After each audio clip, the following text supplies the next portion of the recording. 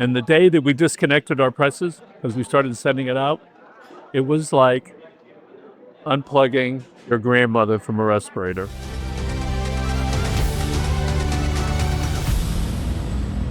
You're hanging out with the crew of Dimelo 305, and we are coming to you from Casa Cuba with a Miami legend icon, Michael Miller. Thank you so much. It's a pleasure being here. And we look forward to this interview and continuing working together as we have, all right? Absolutely. And I'll bet there's something in the future between the three of us. Gracias por acompañarnos en vivo en Miami Community News. Soy Michael Miller. Michael, you have to let us know, this is a family-owned business, and when it comes to community newspapers, you are iconic here in South Florida. How did it start, and where did those beginnings go? So my father was in radio and TV. He was on Channel 7 in the 60s and on WEDR at the same time. And then he bought a once-a-month newspaper in 1960. It was called the South Dade Shopping News. And he drilled into our head. He drilled it over and over and over again that people wanted local, local, local, local. When I was this big and I understood that people started moving into neighborhoods they wanted. They wanted to belong to the local Chamber of Commerce. So we were able to take it from what he had established, which was about 6 local newspapers, South Miami, Floral Gables, etc., and to be able to expand it. Rand and I full-time started in 1982 with my brother. We've been working together since then. And the evolution that's occurred in, as you know, in the news and the marketing business has really been tremendous. And one of the things we recognize, it is better to have tried it and failed than never to have tried it. And that's part of our philosophy. That's awesome. I think one of the things that we admire the most about your institution is that pretty much you've been able to kind of pivot. You've been able to adapt with the times. Now it's pretty well known. Like, you have the recording studios, you have sets that look pretty amazing. You have a lot of things happening that is not newspaper specific, but it's community driven, like always. So in the early 80s, there was this thing called the internet that was first starting. You might remember that. And I said, He might not. and we said, we have to get on this train specifically because we're going to be left behind. And we, in particular, what we want to do is share our content. And we recognize that. And the major newspapers recognize that, but they just weren't quick enough to make the change. And you've seen what happened. The internet companies, when they first started, it was like, just do something that works. But it was the legacy that was their power and the distraction, because they were trying to maintain that. And we were lucky to be able to do that. Estamos aquí para usted. Soy Grant Miller. Periódicos locales están prosperando. When I was about Miami Community News. 12 years old, I knew it as clear as day. That's what I wanted to do. Really? And I started delivering papers when I was in high school. And I'd get out of school, I'd deliver papers 3 or 4 hours. And I was probably about 16 delivering newspapers in my father's Volkswagen bus at 11 o'clock at night at the Gould's post office, which is as big as this right here. My hands were swollen from picking up the bundles. And I said, this is probably 1967, there's got to be a better way. And I figured out there isn't. That what Grant and I do is important to us, and I think important to a lot of people. And when I started graduate school, the professor says, what do you want to do? Run a community newspaper. Then I had to go back to my father. Okay, I'm ready. Because he never encouraged us to do this. He wanted us to make up our own minds.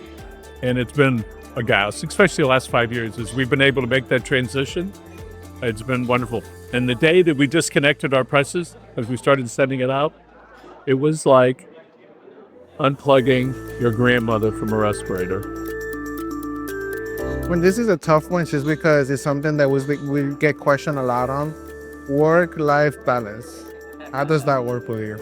It doesn't. It's like Bad, this. I guess. It's like this. Okay, so we're not that bad. And you know that my kids would probably say I wasn't there. I had to go through this whole thing to be able to point out to my wife, the kids are, when my son was in 10th grade, he's 40 now. I said, I stopped going to meetings at night so I could be home. Nobody knew. They couldn't figure it out. I knew because I switched to be there. And it was like stunning that I didn't hear my wife say, thanks for being here. Because that's where I was supposed to be. So it's an imbalance. There's no question. I don't know how people, keep that. As I get a little older, I'm trying to do it a little bit more because I don't have the same strength that I had before. But it is certainly tough choices. We only have a few months left in 2025. Time is going by so fast. Do you ever get scared that you're spreading yourself thin as a business? I have this mechanism in my head that says, you have to keep trying because you don't know what thing's going to work. And I know that if 10 years ago, if I would have said, gee, you're going to have these cameras in the office, I wasn't sure. Then I started reading about it and understanding. And what Facebook did is they said videos are viewed 7 times more than other stuff. So when we got into that, I said, are we spreading ourselves too thin? I don't know, let's try that. And here's what we found out recently. We had either 3 or 4 studios and we added another one. Along the line, are we spreading ourselves too thin? It was too much. The most popular studio we have is the last one you built. Is there such a thing as failure, or is it more of like, let's try it again? Let's try again. The failures, I don't care. All right. I have a friend that says, fail fast.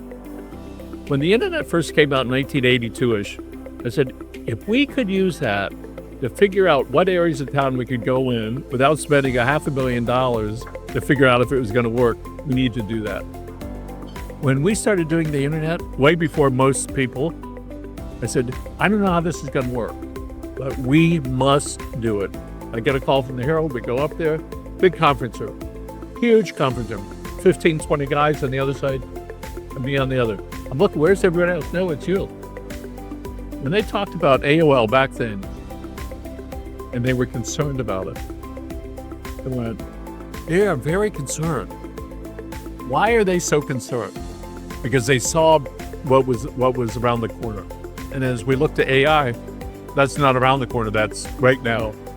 So, we're lucky. And my brother, he is the cheerleader. If he sees you going down the rabbit hole, it jerks you out.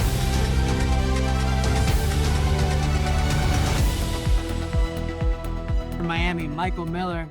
Thanks for Wow, having such us. compliments. Yes, sir. All right. How's it going? How you doing? Everything is good over here. My favorite place to hang out, Tascuba. You find us over here Saturday mornings a couple times a month Yeah. for events. Okay. Thank Yep. you so much. All right.